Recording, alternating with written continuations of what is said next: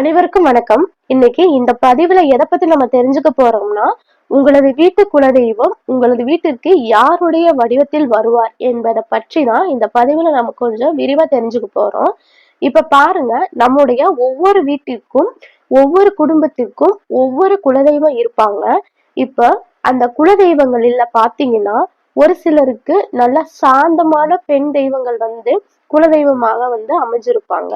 இன்னும் சிலருக்கு நல்ல உக்கிர வடிவமான காளி, தேவி போன்ற அம்மன் எல்லாம் வந்து குலதெய்வமா இருப்பாங்க.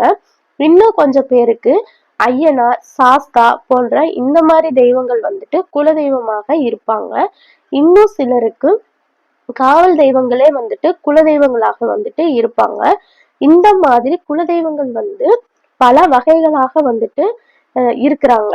இப்படி அனைத்து குலதெய்வங்களும் வந்து நம்முடைய வீட்டிற்கு வராங்க அப்படிங்கிற போது ஒவ்வொரு குலதெய்வமும் தன்னுடைய குல மக்களின் வீட்டிற்கு ரொம்பவும் உரிமையோடு வந்துட்டு வருவாங்க. அந்த மாதிரி வரக்கூடிய குலதெய்வம் வந்து யாருடைய வடிவத்துல வருவாங்க அப்படின்னா, அதாவது ஒரு குழந்தையின் வடிவில் வந்து கண்டிப்பாக நம்ம வீட்டுக்கு நம்ம குலதெய்வமானது வந்துட்டு வரும். அதாவது பாத்தீங்கன்னா, எவ்வளவு நாள் வந்துட்டு நீங்க ஒரு கம்பீரமான தோற்றத்தோடும் கம்பீரமான ஒரு தெய்வமாக இருந்தாலும் நம்ம வீட்டிற்கு குழந்தை ரூபத்துல அந்த தெய்வம் கண்டிப்பாக வரும். இப்ப நீங்க கேட்கலாம், அக்கம் பக்கத்துல இருக்கின்ற குழந்தைகள் வர்றதானே வந்துட்டு செய்யும், இதுல என்னங்க இருக்கு அப்படின்னு வந்துட்டு கூட கேட்கலாம். குழந்தைகள் பொதுவாக ஒரு வீட்டுல எல்லாம் வந்து பாருங்க, இப்ப பிறந்து ஒரு 5, 6 மாத ஆன குழந்தைகள் எல்லாம் புதுசா ஒரு இடத்துல வந்துட்டு தூங்கவே மாட்டாங்க. அந்த இடத்துல வந்து ஒரு தெய்வீக சக்தி இருக்கின்றது அப்படிங்கும் போதுதான் நல்ல குழந்தைகள் வந்து அங்க தூங்குவாங்க. அதே மாதிரி பாருங்க, உங்க வீட்டுல பிறந்த குழந்தைகள் கூட உங்க வீட்டுல தெய்வ சக்தி இருந்தால்தான் அவங்க நல்லா வந்துட்டு அங்க தூங்குவாங்க. இல்லைன்னா நைட்ல வந்துட்டு திடீர்னு எழுந்து வந்து அழுவாங்க. இந்த மாதிரி நடந்தால் நீங்க என்ன செய்யணும்னா, அந்த காலத்துல வந்துட்டு நம்ம பாட்டிகள் எல்லாம் வந்துட்டு என்ன செய்வாங்கன்னா, அவங்களோட சுருக்கு பையில வந்துட்டு எப்போதுமே குலதெய்வத்தோட விபூதிய வந்துட்டு வச்சிருப்பாங்க. உடனே அதை வந்து எடுத்து அந்த குழந்தைக்கு வந்து வச்சு விட்டதும் உடனே கொஞ்ச நேரத்துல அந்த குழந்தைகள் வந்து தூங்க ஆரம்பிச்சிடுவாங்க. அதே போலதான் நீங்களும் உங்க வீட்டு குழந்தைகளும் வந்துட்டு நைட் டைம்ல தூங்கும்போது எழுந்து திடீர்னு அலறாங்க அப்படின்னாலும், இல்லைன்னா கெட்ட கனவுகள் அடிக்கடி வருது அப்படின்னாலும், உங்க வீட்டு குலதெய்வத்தின் விபூதியை வந்து எடுத்து நீங்க பூசி விடுங்க. அது குழந்தைகள் முதல் பெரியவர்கள் வரையும் ஒரு ஒரு நிம்மதியான உறக்கத்தை வந்துட்டு அவங்களுக்கு கொடுக்கும். இப்ப குழந்தைகள் மூலம் குலதெய்வம் நம் வீட்டிற்கு வர்றாங்க அப்படின்னு சொல்றீங்க.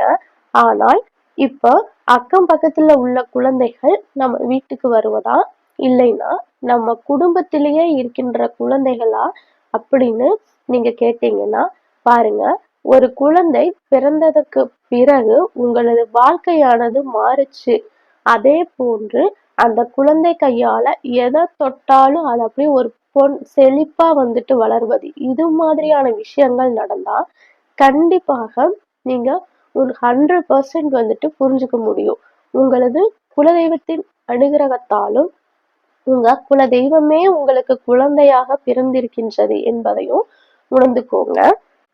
அடுத்தது பாத்தீங்கன்னா, குலதெய்வம் யாரை போன்று நம்ம வீட்டுக்கு வருவாங்கன்னா, இப்ப நாம முதல்ல கஷ்டத்தில் இருக்கும்போது நம்ம காக்க ஓடோடி வரக்கூடிய ஒரு தெய்வம்னா அது நம்முடைய குலதெய்வம் தான்.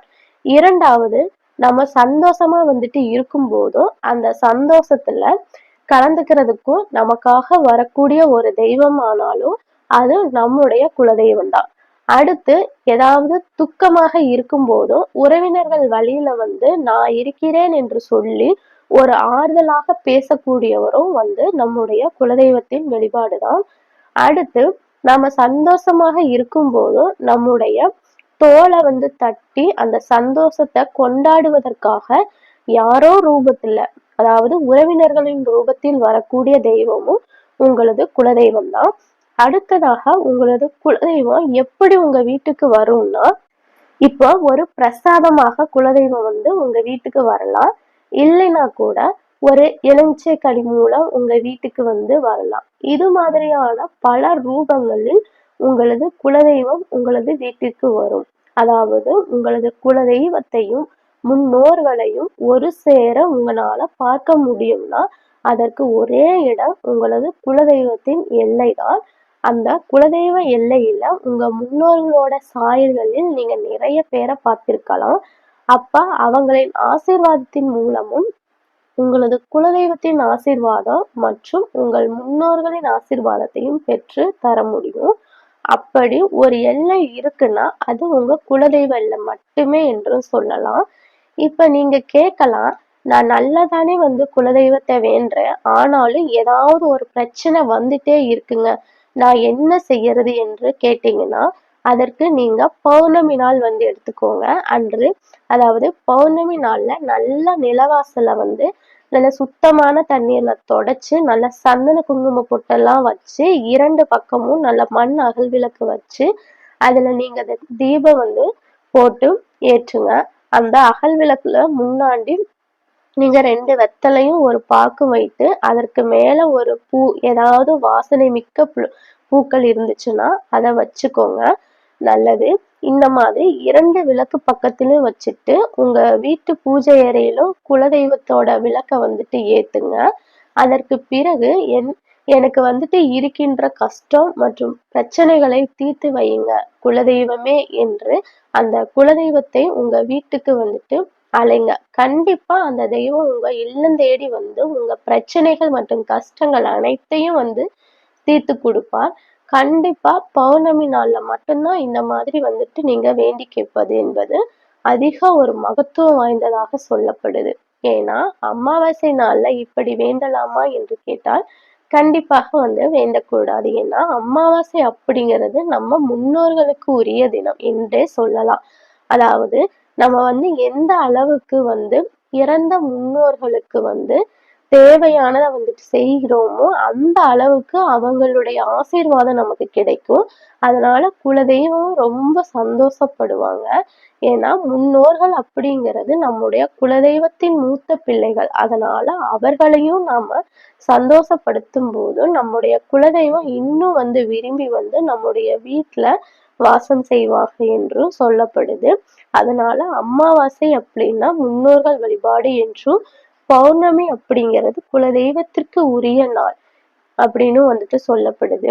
இந்த பதிவு உங்களுக்கும் பயனுள்ளதாக இருந்திருந்தால் வீடியோக்கு ஒரு லைக் கொடுத்துட்டு உங்க ஃப்ரெண்ட்ஸுக்கு வந்துட்டு ஷேர் செஞ்சு விடுங்க.